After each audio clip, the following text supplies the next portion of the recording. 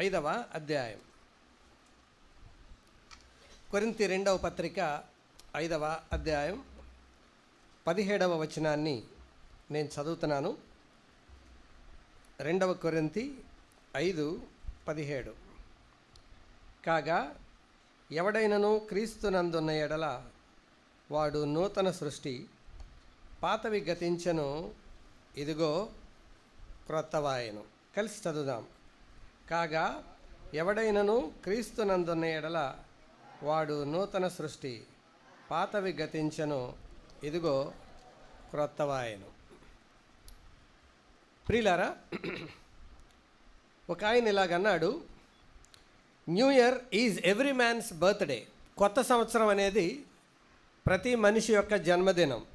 అంతేకాదు, చెత్తలా ఉన్న బ్రతుకును ఉత్తమంగా మార్చుకోవడానికి కొత్త సంవత్సరం ఒక అందమైన అవకాశం.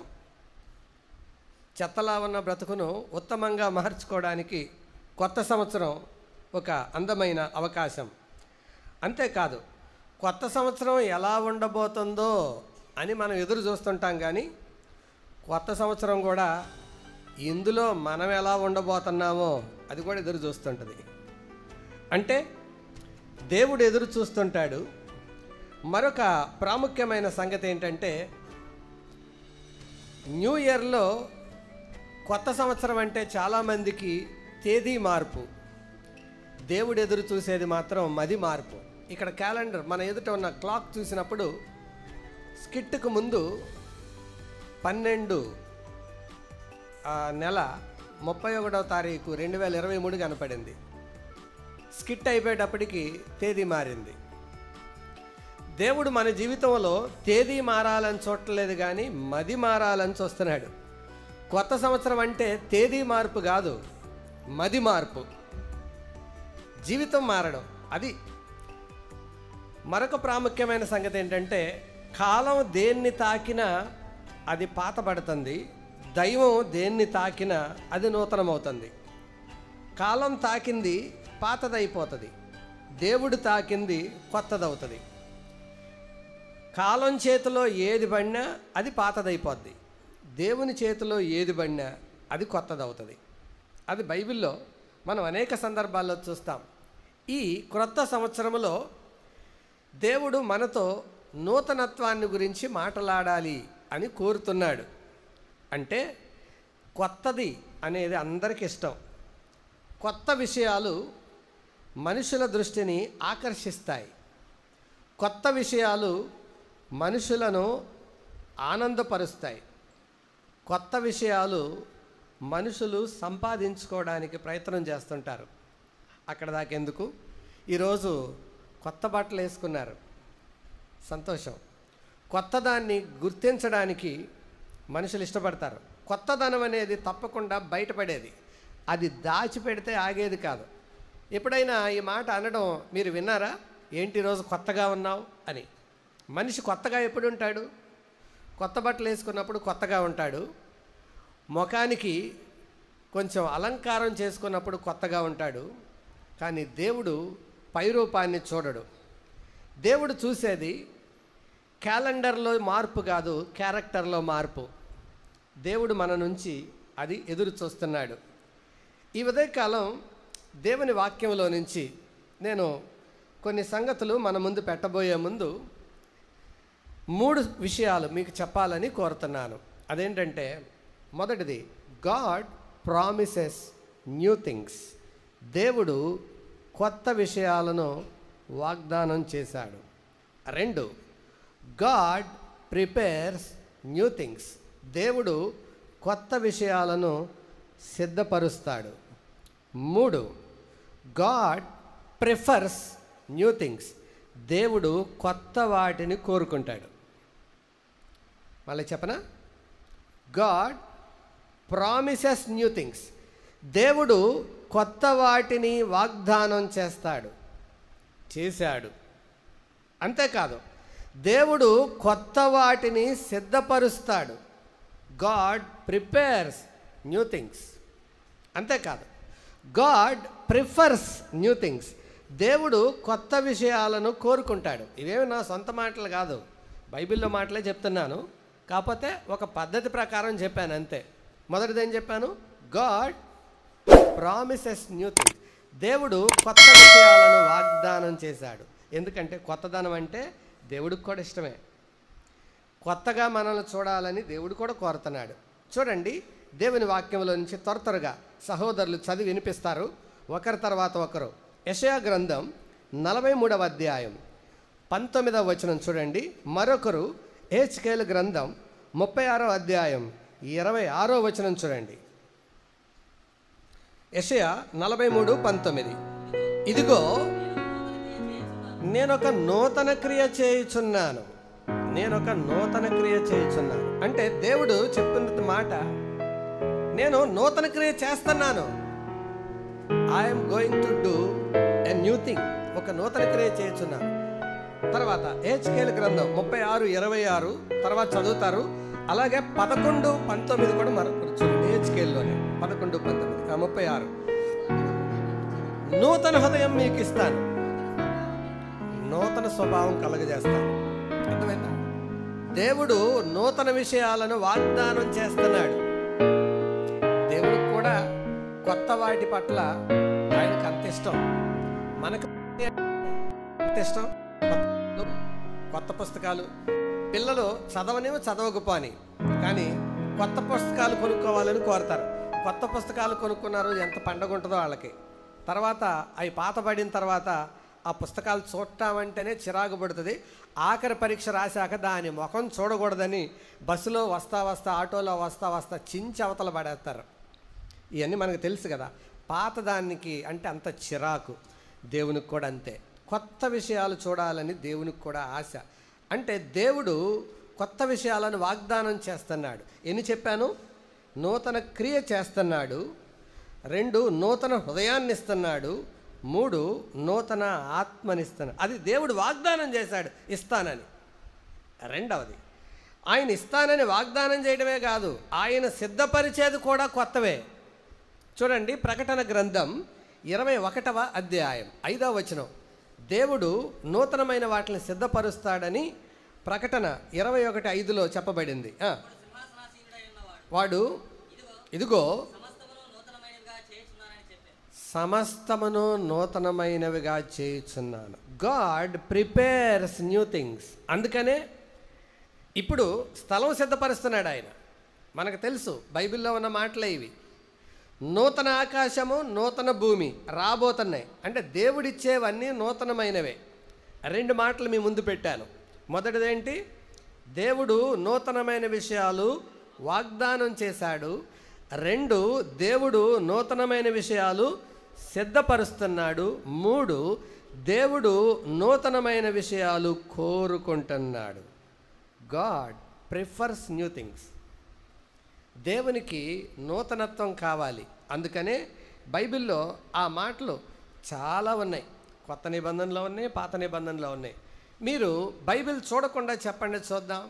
రోమాపత్రిక 12వ అధ్యాయం 1వ వచనం. సహోదరులారా, కాబట్టి సహోదరులారా,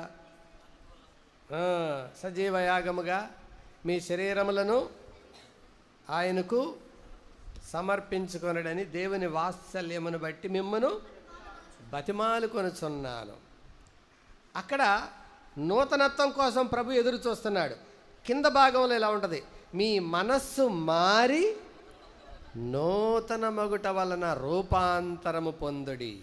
అంటే మన మనస్సు మారాలని దేవుడు ఎదురు చూస్తున్నాడు.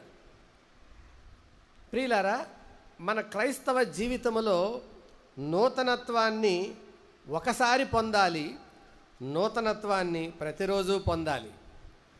నూతనత్వాన్ని పొందేది ఒక్కసారి, అది రక్షణ.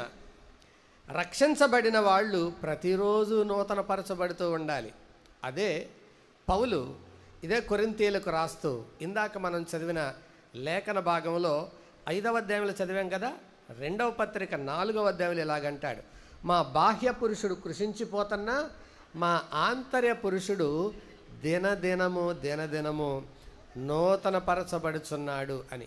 కాబట్టి దేవుడు నూతనమైన విషయాలను వాగ్దానం చేశాడు, నూతనమైన విషయాలను సిద్ధపరుస్తున్నాడు.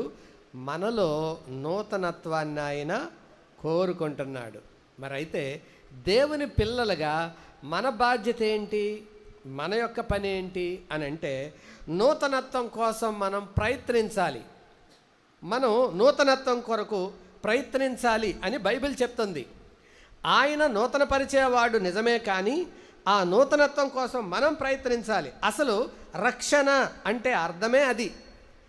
చూడండి, తీతు పత్రిక 3వ అధ్యాయం 5వ వచనం. తీతు పత్రిక 3వ అధ్యాయం. మనము నీతిని అనుసరించి చేసిన క్రియల మూలముగా కాక తన కనికరము చొప్పుననే పునర్జన్మ సంబంధమైన స్నానము ద్వారాను పరిశుద్ధాత్మ, గమనించండి ఆ పదం, పరిశుద్ధాత్మ మనకు నూతన స్వభావము కలుగజేయట ద్వారాను మనలను, అందరు చెప్పాలన్నమాట, మనలను రక్షించెను. కాబట్టి అసలు రక్షణ అంటే ఏంటి? నూతన స్వభావం కలగజేయడం. ఆ వీడియో రెడీగా ఉందా? వీడియో రెడీగా అయ్యాక నాకు సైగ చేయండి, నేను అక్కడ ఆపుతాను. Okay, fine, ready. ఒకసారి ఆ వీడియో చూడండి. ఈ ఫ్లడ్ లైట్స్ ఆపండి ఒకసారి, మళ్ళీ వెదురు కానీ. ఇక్కడ పాము యొక్క దృశ్యాన్ని ఒకసారి చూడండి. పాము ప్రతిసారి తన యొక్క ప్రతిసారి తన యొక్క కుబుసాన్ని వదులుతుంది. That's all. ప్రియులారా, ఎందుకు ఈ ఉదాహరణ చూపించానంటే, పాము ఏం వదిలిపెడుతుంది? పైన కుబుసాన్ని వదిలిపెడుతుంది. గమనించండి, ఈ మార్పు బహిరంగమైనదా, ఆంతరంగికమైనదా? ఎక్స్టర్నల్. పాము పైన కుబసాన్ని వదిలిపెడుతుంది, కానీ లోపల విషయాన్ని వదిలిపెడుతుందా? అక్కడే మోసపోతుంది అది. మనతో ఉన్న సమస్య కూడా అదే. కుబసం వదిలిపెట్టాం, అందరూ కొత్త బట్టలు వేసుకున్నారు. మనకంటే పామే బెటర్. పాము సంవత్సరానికి 7-8 సార్లు కుబసాన్ని వదిలిపెడుతుంది, కానీ జీవితంలో ఒక్కసారి కూడా విషాన్ని వదిలిపెట్టదు. కుబసాన్ని ఎన్నిసార్లు వదిలిపెడుతుంది? చాలా పర్యాయాలు. విషాన్ని ఎప్పుడు వదలదు. విషాన్ని వదలదు, తన స్వభావాన్ని మార్చుకోదు. తీతుకు పౌలు రాస్తూ ఏమన్నాడంటే, రక్షణ అంటే అర్థమేంటి? పైన కుబసాన్ని వదలటం కాదు, స్వభావాన్ని మార్చుకోవడం. అయితే ఇక్కడున్న అందరికీ ఒక ప్రశ్న. రక్షించబడ్డాం అని చెప్పుకుంటున్నాం కదా, రక్షించబడ్డ మనలో ఆ స్వభావం, పాత స్వభావం, ఇదివరకు ఉండే స్వభావం మనలో మారిందా? పైకి మారిందిలే. వందనాలు పెట్టడం, బైబిల్ పట్టుకోవడం, బాప్తీసం అప్పుడు తెల్ల బట్టలు వేసుకోవడం, ఆ రోజు మాత్రం చాలా పవిత్రంగా ఉంటాం, ఆ వారం రోజులు చాలా భక్తిగా ఉండడం, ఆ తొలి దినాలు చాలా బాగుండడం, ఇదంతా ఏంటి? కుబసంలో పని. లోపట విషం, దాని సంగతి ఏంటి? అది స్వభావంలో మార్పు. అంటే మనలో విషం ఉన్నట్టుగా పాప స్వభావం ఉంది, కానీ దాని నుంచి ఎప్పుడు విడుదల పొందుతూ ఉండాలి. అదే దేవుడు కోరేది. ఆ నూతనత్వాన్ని దేవుడు మనకు ఒక్కసారి అనుగ్రహించాడు. ఈ నూతనత్వాన్ని ప్రతిరోజు మనం పొందుతూ ఉండాలి. అది ఒక నిజమైన భక్తుడు నూతనత్వం కోసం ఎప్పుడు ప్రయత్నిస్తూనే ఉంటాడు. ఏం చేస్తాడు? ప్రయత్నిస్తూనే ఉంటాడు. ప్రయత్నించడమే కాదు, ప్రార్థన కూడా చేస్తాడు. ఇందాక గ్యాప్లో మన టెక్నికల్ టీం వాళ్ళు పాటేశారు, చూసారా? వినే ఉంటారు. నూతన పరచుము దేవా నీ కార్యమును మా ఎడల. అంటే నూతనత్వం కోసం ప్రయత్నం చేస్తూ ఉంటారు, ప్రార్థన చేస్తూ ఉంటారు. ఈ రెండు జరగకపోతే అంతకుముందు జరిగిన మార్పు నిజమైన మార్పు కాదు. నూతనత్వం కోసం నాలో నూతనత్వం కలగజేయి ప్రభువా. చూడండి, హబక్కూకు పుస్తకములో 3వ అధ్యాయం 5వ వచనంలో దానికోసం అతను ఎలా ప్రార్థన చేశాడు. హబక్కూకు 3:5. ఆయనకు ముందుగా 3:2 చదవండి. యెహోవా వార్త విని భయపడుచున్నాను. యెహోవా సంవత్సరములు జరుగుచుండగా నీ కార్యమును నూతనపరచు. నా సంవత్సరాలు అయిపోతున్నాయి ప్రభువా, నాలో నీ కార్యాన్ని ఏం చేయి, నూతనపరచు. అంటే మనం గనక నిజంగా రక్షించబడిన వాళ్ళమైతే మనలో ఈ ప్రార్థన ఉంటుంది. అసలు రక్షణ అంటే ఏంటి? స్వభావం మారడం. రక్షించబడిన ప్రతి వ్యక్తి ప్రయత్నం చేస్తూ ఉంటాడు ఈ స్వభావం యొక్క మార్పు కోసం.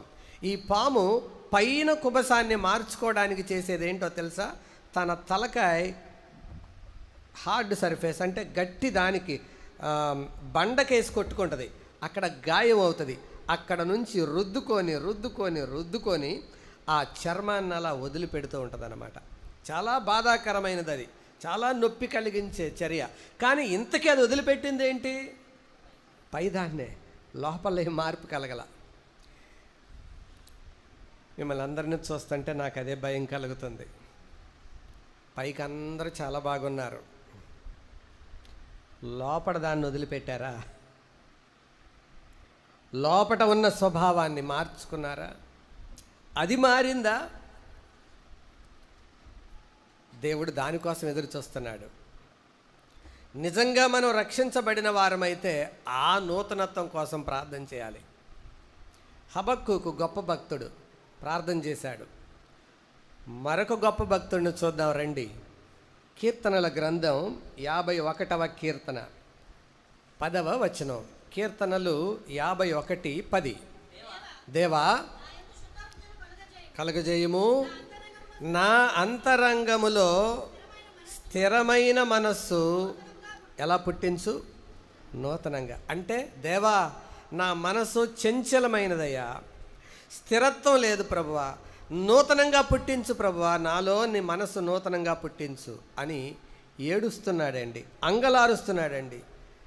ప్రియులారా, ఎందుకంటే అస్థిరులైన వారిగా బ్రతకటం దావీదుకి ఇష్టం లేదు. నేను చంచలంగా ఉన్నాను, నేను అచంచలంగా లేను, అస్థిరుడిగా ఉన్నాను ప్రభువా, నాలో నూతనత్వం కలగచేయి అని ఏడుస్తున్నాడు.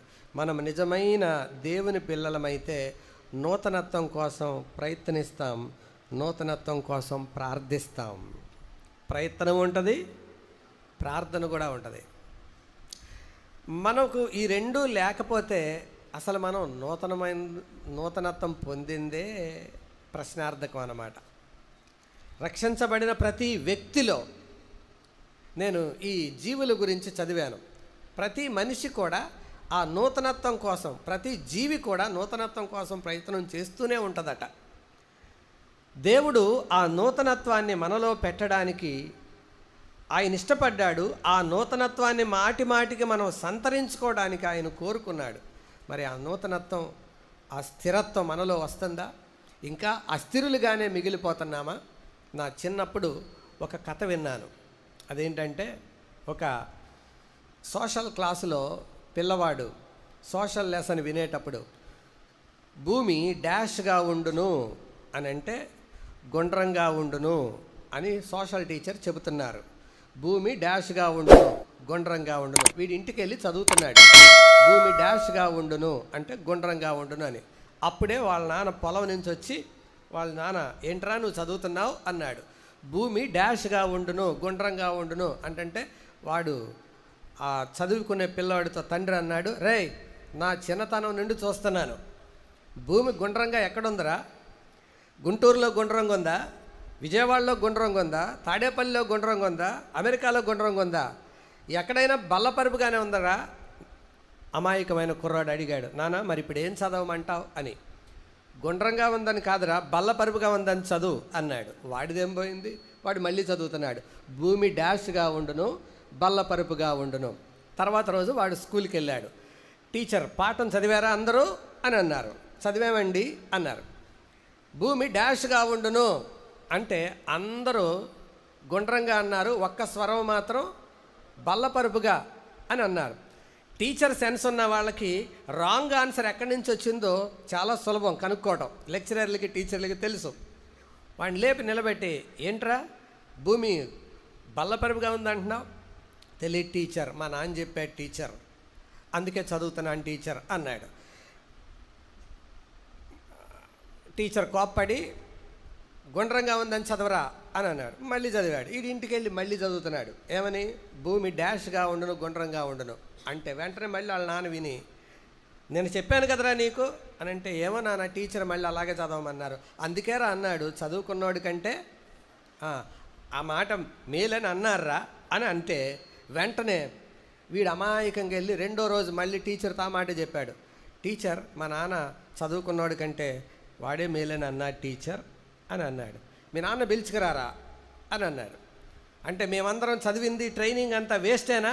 శాస్త్రజ్ఞులు కనుక్కుంది ఇదంతా వేస్టేనా అని, నీకు దెబ్బలు పడతాయి జాగ్రత్త అని అన్నాడు. అంటే వీడికి బాధ వేసింది. ఇంటికి వెళ్తేనేమో నాన్నతో బాధ, స్కూల్కి వెళ్తేనేమో టీచర్తో బాధ. అందుకే కొత్త పద్ధతి ఒకటి కనుక్కున్నాడు. భూమి ఇంట్లో బల్లపరుపుగా ఉండును, స్కూల్లో గుండ్రంగా ఉండును అని. అంటే వీడు స్థిరుడా అస్థిరుడా? అస్థిరుడు అంటే అది అన్నమాట అర్థం. మందిరంలో ఒకలాగు, మందిరం విడిస్తే ఒకలాగు ఎవరు బ్రతుకుతారో వాళ్ళే అస్థిరులు.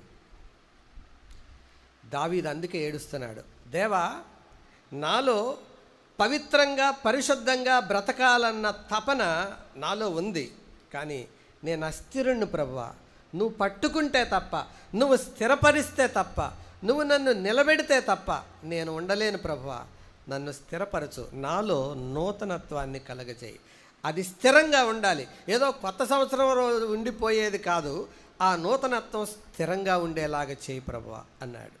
ప్రియులారా, నిజమైన విశ్వాసి చెప్పండి 2 మాటలు. నూతనత్వం కోసం ప్రయత్నిస్తాడు, 2 నూతనత్వం కోసం ప్రార్థిస్తాడు. ఏమని ప్రార్థిస్తాడు? నాలో నూతనపరచు ప్రభువా, నాలో స్థిరత్వం లేదు ప్రభువా, 2 రకాల బ్రతుకుంది ప్రభువా.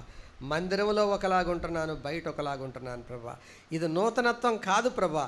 బయటికి నేను కుబసాన్ని విడుస్తున్నాను కానీ విషాన్ని వదలలేకపోతున్నాను ప్రభువా.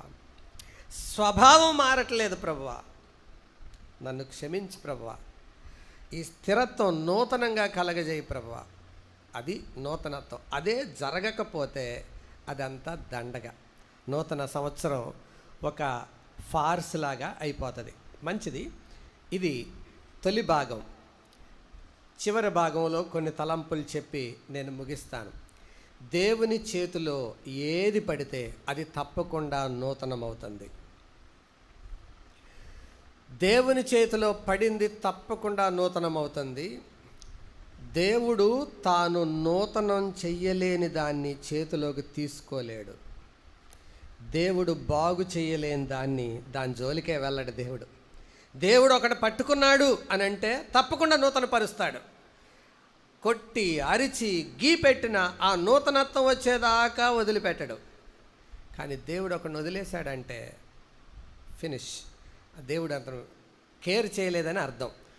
అందుకనే అపోస్తలుడైన పౌలు ఫిలిప్పీలకు రాస్తూ 1వ అధ్యాయంలో ఒక అద్భుతమైన మాట అన్నాడు. మీలో ఈ సత్క్రియను ఆరంభించిన వాడు ఎప్పటి వరకు? క్రీస్తు యేసు దినము వరకు కొనసాగించునని రూఢిగా నమ్ముచున్నాను. చూడండి ఆ పదం. ఫిలిప్పీ పత్రిక 1వ అధ్యాయం 3వ వచనం నుంచి చదువుతున్నారు. మొదటి దినము నుండి మీరు నాతో పాలివారయుండుట చూసి మీలో ఈ సత్క్రియను ఆరంభించిన వాడు. Note that point. అమ్మా అయ్యా, నిజంగా దేవుడు నీలో ఒక సత్క్రియ ప్రారంభిస్తే ఎప్పటి వరకు కొనసాగిస్తాడు? క్రీస్తు యేసు దినం వరకు. అలాగైతేనే నిన్ను పట్టుకుంటాడు ఆయన. నిన్ను బాగు చేయలేను, బాగు చేయడం ఆయనకి ఇష్టం లేదనుకుంటే అసలు నీ జోలికే రాడు ఆయన. 2. కాబట్టి నూతనత్వం అనేది క్రైస్తవ జీవితంలో ఒక ఫ్యాక్ట్. నూతనత్వం అనేది క్రైస్తవ జీవితంలో ఒక యాక్ట్. అలా కాకపోతే ఆ నూతనత్వం ఒక ఫేక్. ఫ్యాక్ట్గా అయినా ఉండాలి, యాక్ట్గానైనా ఉండాలి, లేకపోతే ఫేక్ అయినా అయి ఉండాలి. వీళ్ళ గురించే అన్నాడు హెబ్రీ గ్రంథకర్త 6వ అధ్యాయంలో, అట్టి వానిని నూతన పరచుట అసాధ్యం, ఇంపాసిబుల్. నూతన పరచలేమి కాళ్ళని, ఎరుగున్న వాళ్ళే తెలుసున్న వాళ్ళే ఇంపాసిబుల్. అంటే దేవుడు వాళ్ళని పట్టుకోలేదు అసలు, కానీ పట్టుకుంటే మాత్రం నూతనత్వం వచ్చేదాకా వదిలిపెట్టాడు. అది దేవుని యొక్క గొప్పతనం. ఆ నూతనత్వం కొరకు ఆ భక్తుడు ప్రయత్నం చేస్తూనే ఉంటాడు, ప్రార్థన చేస్తూనే ఉంటాడు. ప్రియులారా, దేవుని చేతిలో ఏది పడినా అది తప్పకుండా నూతనమవుతుంది. అలాంటి ఒక వ్యక్తిని నేను మీ ముందు పెట్టడానికంటే ముందు కొందరు వ్యక్తుల్ని చెప్తాను. లోకమంతా యాకోబును మోసగాడిగా చూసింది. దేవుడు మాత్రం పుట్టకముందే యాకోబును ఇశ్రాయేలుగా చూశాడు. అందుకే తల్లి గర్భములో ఉండగానే ఒక ప్రవచనం చెప్పాడు. ఏమని? పెద్దవాడు చిన్నవానికి దాసుడగను. అంటే మోసగాడిగా పుడతాడు, పుట్టినప్పుడు మడిం పట్టుకుంటాడు, మోసగాడవుతాడు, 20 సంవత్సరాలు మోసంలోనే బతుకుతాడు, కానీ టర్న్ అవుతాడు, దెబ్బలు తింటాడు, తన యొక్క తుంటి నరం అది దెబ్బ కొడతాను, తుంటి మీద కొడతాను, విరుగుతుంది, కుంటుతాడు, ఇదంతా జరుగుతుంది, మొత్తానికి మారతాడు. ఎప్పుడు చూశాడు దేవుడు? పుట్టకముందే. అందుకే పట్టుకున్నాడు ఎవరిని? యాకోబుని. ఏశావుని వదిలేశాడు. He didn't care Esau. అందుకే గ్రంథకర్త అన్నాడు కదా, నేను యాకోబును ప్రేమించితిని, ఏశావును ద్వేషించితిని. ఎందుకంటే ఆడికి ఇష్టం లేదు, నూతనత్వం ఇష్టం లేదు. కానీ నూతనత్వం ఎవరికి ఇష్టం? యాకోబుకి ఇష్టం. నూతనత్వం కలిగి ఉన్న వారి కోసం ప్రభు ఎదురు చూస్తున్నాడు. మళ్ళీ గుర్తున్నాయి ఆ మాటలు? God promises new things, God prepares new things, God prefers new things. దేవుడు ఎదురు చూస్తున్నాడు వారి కోసం. మరి మనలో ఆ నూతనత్వం కోసం ఆయన ప్రయత్నం చేస్తున్నాడు, ఆయన ఎదురు చూస్తున్నాడు. మనలో కూడా ఆ తత్వం, ఆ ప్రార్థన, ఆ తపన, ఆ వేదన మనలో నుంచి రావాలి. అప్పుడే మనం ఆయన చేతిలో ఉన్నట్టు లెక్క. అంతేకాదు, రాహాబులో లోకమంతా వేశ్యను చూసింది, కానీ దేవుడు మాత్రం తన వంశావళిలో ఒక లింకును చూశాడు. ముందుగానే చూశాడు ఆయన. రాహాబుని లోకమంతా ఏమంది? వేశ్య అంది. నిజమే, ఆమె వేశ్యే. కానీ ఆ వేశ్యలో ఉన్న విశ్వాసాన్ని చూశాడు. ఆయన చేతిలో పడింది, విశ్వాస వీరురాలయ్యింది. పేతురులో అందరూ పిరికివాడిని చూశారు, కానీ దేవుడు ఒక ధైర్యస్తుడిని చూశాడు. పేతురులో అనగా సీమోనునే చూశారు, కానీ దేవుడు ఎవరిని చూశారు? పేతురుని చూశాడు. దేవుడు అలా అందరినీ ఎరిగినవాడు. ఆ నూతనత్వం కోసం ప్రయాసపడుతున్నాడు, ప్రార్థన చేస్తూనే ఉన్నాడు. ఎంత ప్రయాసపడ్డాడు అని అంటే, ఎంత శ్రమ తీసుకున్నాడంటే, ప్రభువా నన్ను నూతనపరచు. మొదటి శతాబ్దంలో పేతురు అబద్ధం ఆడిన తర్వాత చిన్నపిల్లలు పేతురును ఏడిపించడానికి కొక్కరోకో అని కూసేవాళ్ళు. అలా కూయగానే, మొన్న ఒప్పుకున్నాను కదరా, మళ్ళీ ఏంట్రా కోస్తున్నారు, జాగ్రత్త కోస్తా మిమ్మల్ని అని అనలేదు. కానీ పక్కకెళ్ళి ఏడ్చేవాడంట. రూత్ టక్కర్ అనే రచయిత పుస్తకం రాస్తూ పేతురు గురించి ఇలా చెప్పాడు. ఏడ్చి పేతురు కళ్ళల్లో నుంచి నీళ్లు చారికలగలాగే ఫిక్స్ అయిపోయినాయి అంట చచ్చిపోయే సమయానికి. ఆ నూతనత్వం కోసం తపన. నిజంగా విశ్వాస అయితే ఆ నూతనత్వం కోసం తపన ఉంటుందండి. నిండా మునిగినాడికి చలే ఉండదు. వాళ్ళ సంగతి నేను మాట్లాడట్లేదు. నిజంగా విశ్వాస అయితే, ప్రభువా నన్ను నూతన పరుచు. ఏంటి నా బ్రతుకు, నా జీవితం పాతయే కనబడుతున్నాయి, ఏంటి నూతనత్వం కనబడాలి కదా. ఫ్యాక్ట్ కదా అది. ఏది ఫ్యాక్ట్? ఎవడైనా క్రీస్తునందు నీడలవాడు నూతన సృష్టి. అది ఫ్యాక్ట్ ఉన్నప్పుడు యాక్ట్ కనబడాలి కదా. ఫ్యాక్ట్ ఉన్నప్పుడు యాక్ట్ కనపడకపోతే అది ఫేక్ కదా. కాబట్టి నాలో ఆ నూతనత్వాన్ని కలుగజేయి ప్రభువా అని ప్రభు పాదాలు పట్టుకోవాలి. దేవుడు అందుకొరకే మనలో నూతన సంవత్సరాన్ని ఇస్తున్నాడు. ప్రియులారా, బర్త్డేలు ఎవరికి చాలామందికి తెలియదు, ప్రాముఖ్యంగా పెద్ద తరం వాళ్ళకి తెలియదు. ఏదో ఒక తేదీ వేశారు, కానీ నూతనత్వం ప్రారంభంలోనే నా మాట చెప్పాను. New year is every man's birthday. ఒక నూతనత్వాన్ని మన జీవితంలో ప్రారంభించటానికి, నిత్య నూతనం అవ్వడానికి, మనము మరి ఒకసారి నూతనపరచబడడానికి దేవుడు అవకాశాలు ఇస్తూనే ఉన్నాడుగా. దేవుని చేతిలో ఎవరు పడతారో వాళ్ళు తప్పకుండా నూతనమవుతారు.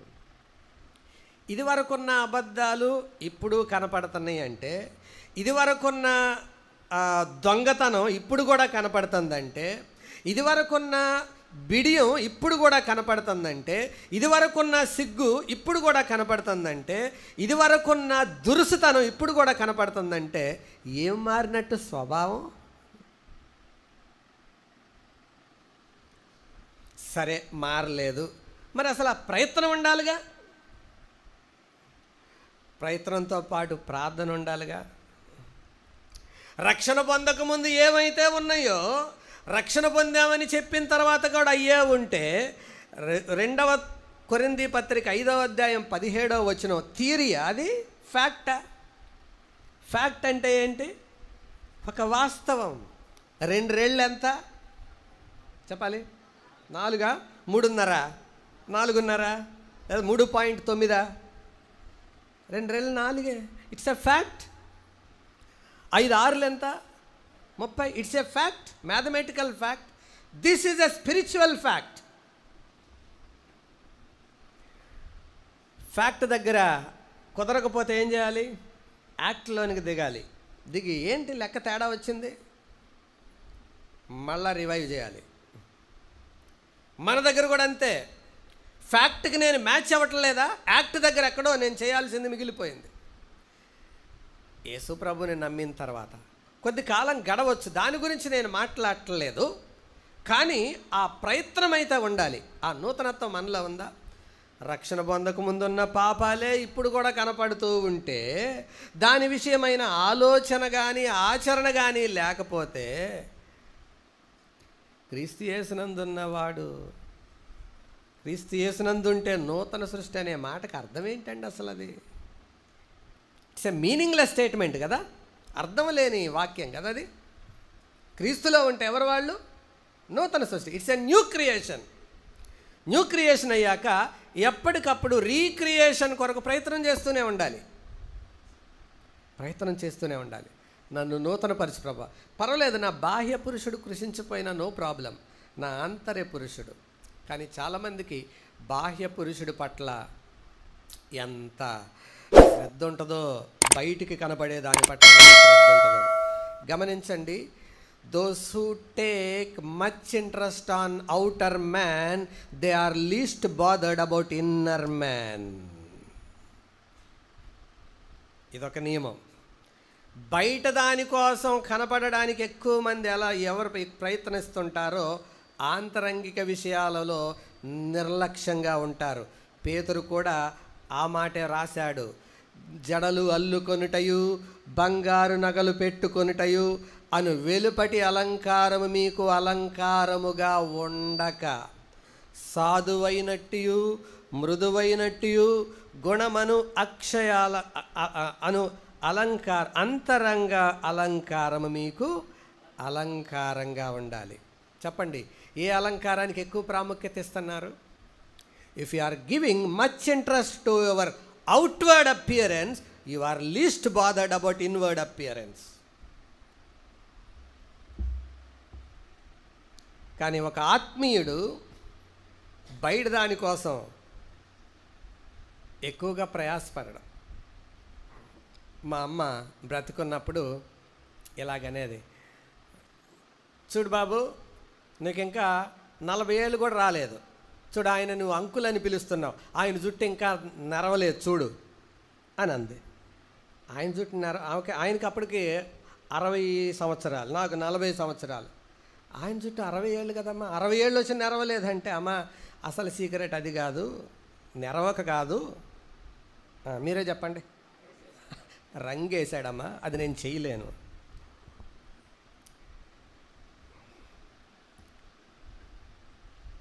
ప్రియులారా జాగ్రత్త, ఆంతరంగిక స్వభావం పైన నువ్వు ఎక్కువ శ్రద్ధ పెట్టకుండా బహిరంగ వాటిపైన నువ్వు ఎక్కువ శ్రద్ధ పెడుతున్నావంటే దేవుని దృష్టిలో ఒక వేషధారివి.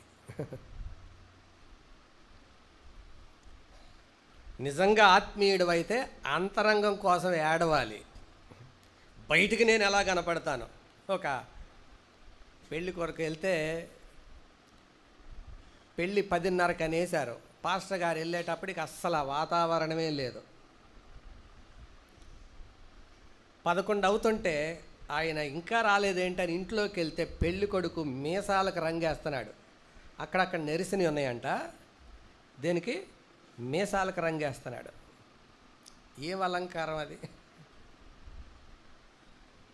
ప్రియులారా, ఇది క్రైస్తవ జీవితంలో అంతరంగం ప్రాముఖ్యం. మీరు వేస్తారు, వేయకపోతారు, దాని గురించి నేను మాట్లాడట్లేదు. కానీ what about your inward attitude, నీ లోపలి సంగతి ఏంటి? That's important to God.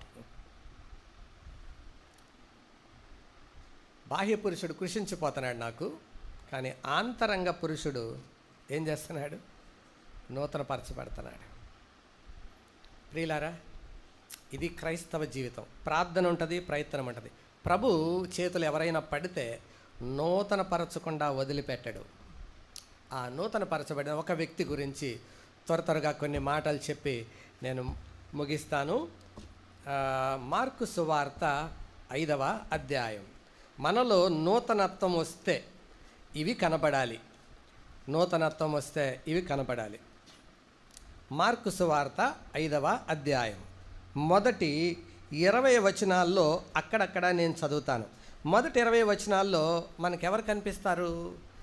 సేన దయ్యం పట్టిన మనిషి కనపడతాడు. ఇప్పుడు అతని జీవితంలో ప్రభు కార్యం చేశాడు. కార్యం చేసినప్పుడు అక్కడ ఒక అద్భుతమైన మాట రాయబడింది. 15వ వచనానికి రండి.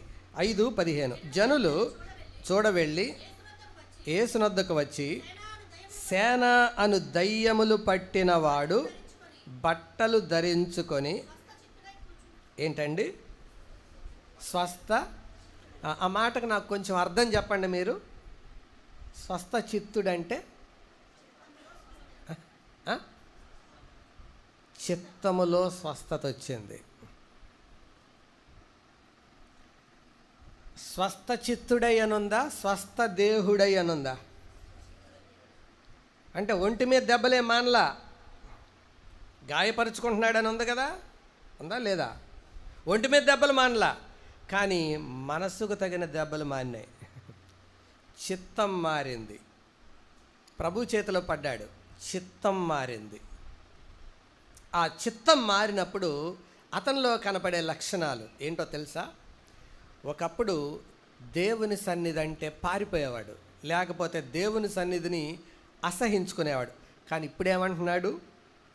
దేవుని సన్నిధి పట్ల ఆశ కలిగి ఉన్నాడు. ఎక్కడుందా మాట?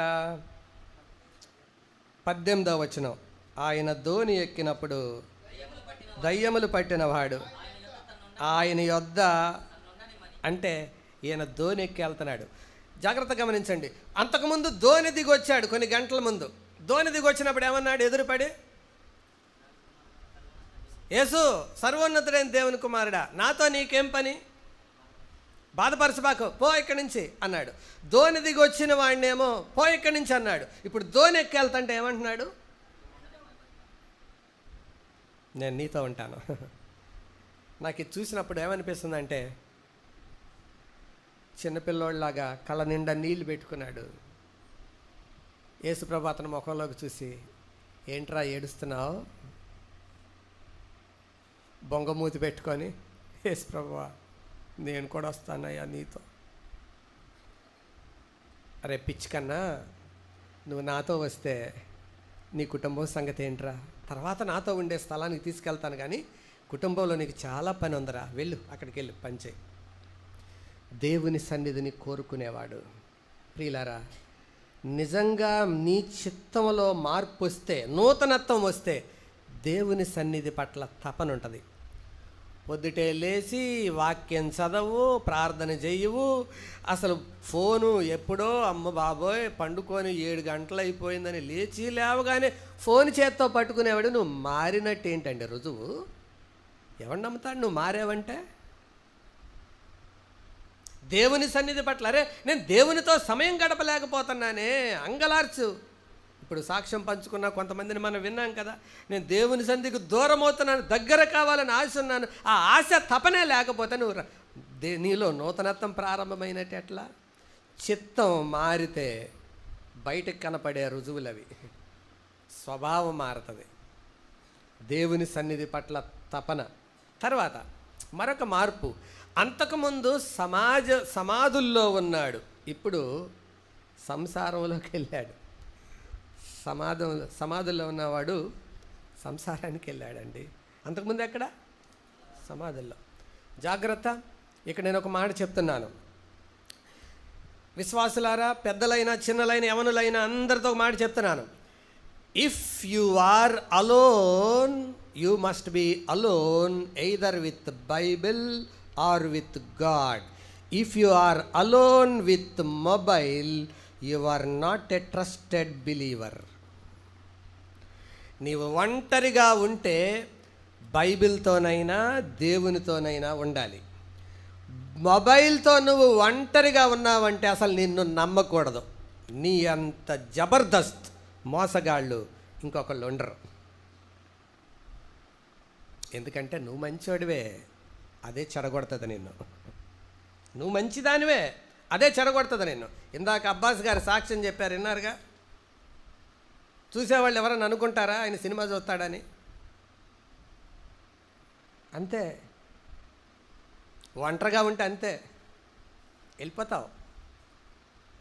అందుకని నువ్వు ఎప్పుడైనా ఒంటరిగా ఉంటే, జాన్ కురియన్ గారు ఆ మాట చెప్పినప్పుడు, పరిశుద్ధత గురించి చెప్పేటప్పుడు అద్భుతమైన మాట అన్నాడు ఆయన. నేను ఒక నియమం పెట్టుకున్నాను, అదేంటంటే నా భార్య కానీ నా కూతురు కానీ ప్రక్కన లేకుండా ఇంటర్నెట్ ఆన్ చేయకూడదు, టీవీ స్క్రీన్ ఆన్ చేయకూడదు. నేను ఇది ఆన్ చేయాలంటే కంపల్సరీగా వాళ్ళు నా పక్కన ఉన్నప్పుడే ఆన్ చేయాలి. అది చిత్తంలో మార్పు అంటే. జరిగిందా ఇది? ఇది జరగకపోతే రక్షణ పొందానని భ్రమపడుతున్నావా? నూతనత్వం అంటే అదే అర్థం. న్యూనెస్ ఇన్ లైఫ్ అంటే అదండి అర్థం. దేవుని సన్నిధి పట్ల ఆ తపన. సమాధుల్లో ఒంటరిగా ఉండేవాడు ఇప్పుడు కుటుంబం మధ్యకి వెళ్తున్నాడు. దాని గురించి మాసిలామణి గారు ఆయన డిఎల్ మూడీ చెప్పిన ప్రసంగాన్ని ఉటంకిస్తూ ఇలా చెప్పాడు. ఏమనంటే, స్వస్థపడిన తర్వాత ఇంటికి నడుచుకుంటూ వెళ్తున్నాడంట. ఆ పిల్లలు ఆట ఆడుకుంటూ ఉన్నారు, అతని పిల్లలు. ఆయన ఊహించి చెప్పాడు డిఎల్ మూడీ గారు చెప్పిన దాన్ని ప్రసంగంలో. డిఎల్ మూడీ గారు మంచి బోధకుడు. ఊహిస్తే ఇలా చెప్పాడు, పిల్లలు ఆడుకుంటూ అమ్మా డాడీ వస్తున్నారు అన్నాడంట. అమ్మ వస్తున్నాడా? వచ్చాడంటే తలకాయ పగల కొడతాడో, నడివే విరగ కొడతాడో, ఏం చేస్తాడో రా. ఎలా వస్తున్నాడు రా అంటే, ఎప్పుడూ వచ్చినట్టు రావట్లేదమ్మా అన్నాడంట. ఏంట్రా సంగతి అని వంట చేసి ఆవిడ హడావుడిగా బయటకు వచ్చి చూసేటప్పటికి నీట్గా డ్రెస్ వేసుకొని వస్తున్నాడు. అరే నాన్నగ పట్టింది 1 కాదు 2 కాదు, వేల దయ్యాలు కదా, ఇదొక కొత్త వేషం వేసుకొని వస్తున్నాడు రా అని అంటుందట ఆవిడ. అంటా ఉంటే, ఏం చేద్దామమ్మా ఇప్పుడు? లోపలికి వెళ్ళిపోండి రా, తలుపేసుకోండి. తలుపేసేసుకున్నారు. లోపలికి వెళ్ళి తలుపు తడుతున్నాడు. ఆయన ఇలా చెప్పాడు, ఆయన ఊహించి చెప్పాడులేండి. మేరీ ఆవిడ పేరు. అయితే మేరీ అని తలుపు కొడుతున్నాడంట. కొడితే పిల్లలందరూ, మంచం కింద ఒకడు, తలుపు చాటున ఒకడు, వంటగదిలో ఒకడు దూరాడు. ఈవిడేమో పై ప్రాణాలు పైనే పోతున్నాయి. తలుపు తీస్తే ఒక బాధ, తలుపు తీయకపోతే ఒక బాధ. తీస్తే లోపలికి వచ్చి ఏం చేస్తాడో, తీయకపోతే ఇరగొడతాడేమో. ఏం చేయాలో అర్థం కాక అరుస్తూ ఉంది. ఏమండి ఏంటి ఏంటి సంగతి అని అంటే, నేను మారాను మేరీ, నన్ను నమ్ము అన్నాడు. లేదు, ఇలా చాలాసార్లు చెప్పారు, చూడండి మీరు కొట్టిన దెబ్బ ఇంకా తగ్గలేదు, నా ముఖం మీద వాసిపోయింది. లేదు మేరీ, ఈసారి నేను అట్లాంటోని కాదు, నిజంగా నమ్ము, నా జీవితంలోనికి ఒకడు వచ్చాడు, ఆయన వలన నేను మారాను మేరీ, నన్ను నమ్ము. నేను నిన్ను నమ్మలేను, పోనీ చెప్పు, నేను నమ్మడానికి ఏం చేయమంటావు అని అంటే, అదిగో బయట చీపురు ఊడబోతున్నాను, వాకిలు ఊడిచి రండి అందంట. ఈ అల్లరోడు వెళ్ళి వాకిలంతా ఊడిచి, ఇదిగో చూడు, కిటికీలో నుంచి చూడు, తలుపు తీయకుండా చూడు అన్నాడంట. తలుపులో నుంచి చూస్తే, కిటికీలో నుండి చూస్తే ఊడ్చేశాడు. అదిగో అక్కడ ఆరేసిన బట్టలు ఉన్నాయి, అవన్నీ మడత పెట్టండి అన్నాడంట. బట్టలు పీక్కోవడం తెలుసు, చింపేయటం తెలుసు, కానీ బట్టలు మడత పెడతాం తెలియదు. బుద్ధిగా మడత పెట్టి, ఇదిగో మడత పెట్టాను, ఇక్కడ పెట్టాను అన్నాడంట. మూడవది కుదరక, అక్కడ కొన్ని అంట్లు వదిలేశాను, అవి తోము అన్నాడంట. అంట్లు తోముతూ అన్నాడు. ఇవన్నీ నిర్ధారించుకున్నాక అప్పుడు తలుపు తీసిందంట. లోపలికి వచ్చి మొదటిసారి తనను పిల్లలను కౌగలించుకొని, నిజమే మీ భయానికి కారకుణ్ణి నేనే, కానీ ఇప్పుడు నా చెప్పండి మనస్సు మారింది, నా బుద్ధి మారింది. ఎంత ఎందుకు చెప్పానంటే, దేవుని చేతిలో ఎవరు పడతారో వాళ్ళ మనస్సు మారుతుంది. అది నీ స్వభావం మారలేదంటే నువ్వు దేవుడి చేతిలో పడలేదని అర్థం. దేవుడి చేతిలో పడిన ఏ ఒక్కని స్వభావం అయినా తప్పకుండా మారుతుంది. మారిందా? రక్షణ పొందకముందు ఏమైతే ఉన్నాయో అవే కనబడుతూ ఉంటే నూతన సృష్టి ఎలాగూ? How dare you are to proclaim that you are a new creation? అంతకుముందు అబద్ధాలు ఇప్పుడు కనపడుతున్నాయి, అంతకుముందు మోసం ఇప్పుడు కనపడుతుంది, అంతకుముందు చేసే అల్లరి పనులు ఇప్పుడు కనపడుతుంది, అంతకుముందు అవిదైతే ఇప్పుడు కనపడుతుంది. కొత్త సృష్టి ఎక్కడా? అది ఫ్యాక్ట్. మరైతే అది లేనప్పుడు ప్రయత్నం ఉండాలిగా, యాక్ట్ ఉండాలిగా, ప్రార్థన ఉండాలిగా. ఏంటి ప్రభువా నేను ఇట్లా ఉన్నాను అన్న బాధ ఉండాలిగా. దేవుని చేతిలో పడింది తప్పకుండా నూతనమవుతుంది. ప్రియులారా, అర్థమైందా? ఇది మనం ఎరిగి ఉండాలి. సన్నిధికి అసహ్యించుకునేవాడు సన్నిధిని ప్రేమిస్తున్నాడు, ఒంటరిగా ఉండేవాడు ప్రజలలో ఉండడానికి, కుటుంబంలో ఉండడానికి ఇష్టపడుతున్నాడు. అందుకే చెప్తున్నాను, నువ్వు ఎప్పుడైనా ఒంటరిగా ఉన్నావా? అయితే ప్రభువుతో ఉండంతే. ఫోన్ వచ్చిందా? మీ అమ్మ ముందో నాన్న ముందో మాట్లాడు, నీ భార్య ముందో భర్త ముందో మాట్లాడు.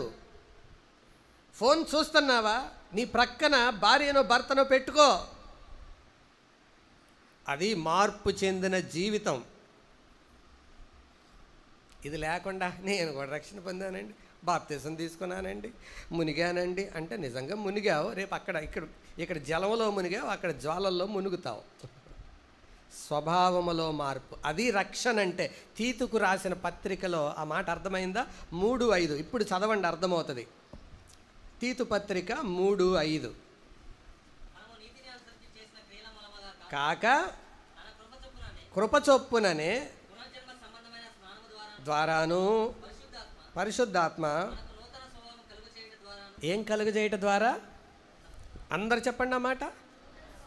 కలుగజేయట ద్వారాను మనలను రక్షించు. రక్షణ అంటే ఏంటి? నూతన స్వభావం రావడం. బాప్తిజం తీసుకోవడం కాదు, నేచర్ మారడం, స్వభావం మారడం. నిక్కీ క్రూజ్ అనే భయంకరమైన రౌడీ, ఎంత భయంకరమైన వ్యక్తి అంటే చెప్పలేం. నిగ్రో వాళ్ళు ఎట్లా అంటే 5 రూపాయలకు మర్డర్ చేయమంటే చేసేస్తారు. అయితే దొంగలు చూసి ప్రేరేపణ పొంది దొంగగా ఉంటే దర్జాగా బతకొచ్చని దొంగల ముఠాలు వచ్చి అరటాకి వెళ్ళారు. వాళ్ళు అన్నారు, ఎలాంటి వాటిని పడితే అలాంటి వాడిని చేర్చుకోవయ్యా, అల్లా టప్పా వాడిని మా దగ్గర చేర్చుకోవాలంటే కొన్ని పరీక్షలు ఉంటాయి అన్నారు. ఏ పరీక్ష అన్నా పాస్ అవుతాను అన్నాడు. వెంటనే వాళ్ళు అన్నారు, అయితే మొదటి పరీక్ష చెప్తున్నా విను, నిన్ను ఒక గదిలో పెడతాం, నువ్వు ఒక మూల ఉంటావు, నీ కళ్ళకి గంతలు కడతాం, గంతలు కట్టాక ఒక కత్తి తీసుకొని 1 2 3 అని నీ మీదకి విసురుతాం, నువ్వు అప్పుడు తప్పించుకోవాలి. విసిరేవాడికి కళ్ళకు గంతలుండవు, తప్పించుకునే నీకు కళ్ళకు గంతలుంటాయి. చచ్చిపోతే మా పూచి కాదు. అది టెస్ట్ నెంబర్ 1. టెస్ట్ నెంబర్ 2, నీ బట్టలన్నీ ఊడదీస్తాం, కడ్రాయర్ మీద పెడతాం, కాళ్ళకి తాడు కట్టి పైకి వేలాడదీస్తాం. బలిష్ఠులైన ఇద్దరు బలమైన రబ్బర్ ముక్కలు తీసుకొని నీ వీపు మీద కొడతారు, 100 దెబ్బలు కొడతారు, ఓర్చుకోవాలి. ఈ రెండిట్లో ఏ టెస్ట్ కావాలో చూడు అంటే తను రెండో పరీక్ష కోరుకున్నాడు. ఎందుకంటే కళ్ళు మూసుకున్న తర్వాత కత్తి విసిరితే విసిరేవాడికి చూస్తూనే ఉంటాడు, కానీ తప్పించుకునేవాడికి లేదు. చచ్చిపోతానని భయం వేసి ఎట్లో కట్ట దెబ్బలు తప్పించుకోవచ్చని వేలాడదీశారు. కిందకి వేలాడుతున్నాడు. బలంగా ఉన్న ఇద్దరు మనుషులు, బ్లాక్ సహజంగా బలంగా ఉంటారు, అథ్లెటిక్ బాడీ, రబ్బర్ తీసుకొని కొడితే ఒక్క దెబ్బకి చర్మం ఊడొచ్చింది. అది తేరుకోకముందే రెండో వాడు మళ్ళీ రెండో దెబ్బ వేశాడు. కరెక్ట్గా దాని మీద పడింది, రక్తం చివుని చిందింది. పళ్ళ బిగువున 100 దెబ్బలు ఓర్చుకున్నాడు. అలాంటోడు, స్టోరీ కట్ షార్ట్ చేసి చెప్తున్నాను, మారు మనసు పొందాడు. బైబిల్ చదువుకుంటుంటే వీళ్ళు వచ్చిన మార్పు నిజమైందో కాదో తెలుసుకుందామని ఒక చిన్న పిల్లోడు వచ్చి వేడివేడిటి నెత్తి మీద పోశాడు. పాత పురుషుడు ఒక్కసారి లేచాడు. ఇదివరకైతే ఏం చేసి ఉండేవాడు, ఒక్క గుద్దుకి చంపి ఉండేవాడు. వెంటనే జ్ఞాపకం వచ్చింది, నేను నూతనమైన వ్యక్తిని కదా. పళ్ళు బిగించుకొని ఇలాగన్నాడు, God bless you my son. కాలిపోతుంది, తల కాలుతుంది, God bless you my son, దేవుడు నిన్ను దీవించుగాక. ఏంటా చేంజ్, ఏంటా మార్పు? ఏం మారింది? మనస్సు. అది న్యూ ఇయర్ అంటే. ఇది మారకుండా happy new year, happy new year, happy new year, happy new year అనుకుంటే ఏం ఉపయోగం? క్యాలెండర్ మారింది, క్యారెక్టర్ మారాలి కదా. అంతేకాదు, ఇతను అల్లరి చిల్లరగా ఉండేవాడు, నెమ్మదిగా కూర్చున్నాడు. అంతేకాదు, అంతకుముందు సాతాను సంబంధమైన దూషణ చేసేవాడు, ఇప్పుడు ప్రకటించేవాడయ్యాడు. అదంతా రాయబడి ఉంటుంది, మనం ఇంటికి వెళ్ళాక చదువుకోవచ్చు. నేను చెప్పదలిచిన మాట ఒకటే, దేవుని చేతిలో ఎవరు పడినా వాళ్ళు ఏమవుతారు? నూతనమవుతారు. నా ప్రశ్న ఏంటంటే, నూతనమయ్యే ఈ కోవలో నీలో వచ్చిన నూతనత్వం ఎంత? అదే అప్పుడు వాళ్ళని చూసి దేవుడు సంతోషపడతాడు. వాళ్ళ కొరకే నూతనమైన యెరూషలేమను పరిశుద్ధ పట్టణం, నూతన ఆకాశం, నూతన భూమి ఎవరి కోసం? వాళ్ళ కోసమే, వాళ్ళ కోసమే. ఆ నూతనమైన స్థలంలోనికి ఆయన తీసుకొని వెళ్ళబోతున్నాడు. ఇక్కడున్న యవన బిడ్డలారా, పెద్దవాళ్ళలారా, మీరు రక్షణ పొందకపోతే నూతనత్వం కోసం ప్రభు ఎదురు చూస్తున్నాడు. ఈ నూతనత్వం నీకు ఇవ్వాలని కోరుతున్నాడు. ఆయన యందు విశ్వాసం ఉంచితే నూతన జన్మిస్తాడు. అయితే నూతన జన్మలో నువ్వు ఎదుగుతూ ఉండాలి, అది దేవుడు కోరుతున్నాడు. ఆయన కోరుతున్నాడు, ఆయన వాగ్దానం చేశాడు. నీ ప్రయత్నం ఉండాలి, నీ ప్రార్థన కూడా ఉండాలి. ఇది నూతన సంవత్సరం యొక్క సందేశం. మరి నూతనత్వంలో ఎంతవరకు ఎదిగాం మనం? దేవుని చేతిలో ఎవరు పడినా వాళ్ళు ఏమవుతారు? నూతనమవుతారు.